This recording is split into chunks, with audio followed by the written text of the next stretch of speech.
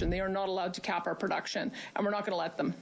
The federal government drafting new regulation on Monday requiring Canada's oil and gas sector to cut their emissions 35% below 2019 levels. But not everyone's on board. Alberta Premier Danielle Smith calling out the federal government, saying it's an attempt to shut down Canada's oil and gas production.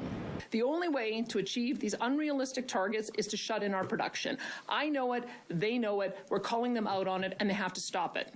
Oil and gas producers have until 2026 to register for the cap and until 2030 to start complying.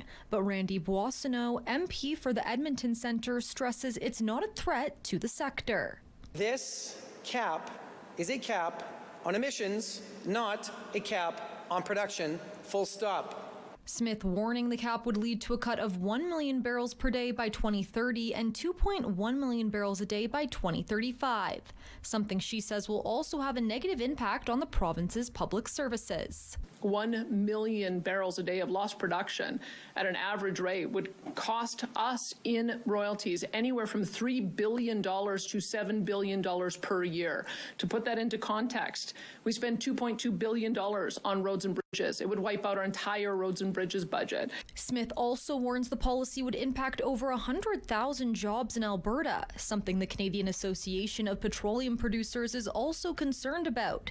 In a statement to City News, saying in part, CAP and our members believe that draft emission cap regulations, if implemented, are likely to deter investment into Canadian oil and natural gas projects. The result would be lower production, lower exports, fewer jobs, lower GDP.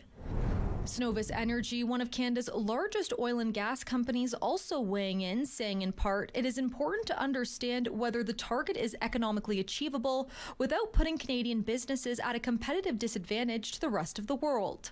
We believe the Government of Canada should rethink its position on this legislation and instead work with the industry to invest in realistic emission reduction investments and a timeline that would make sense for all. Smith says the province is currently exploring legal action. In Calgary, Margot Rubin, City News.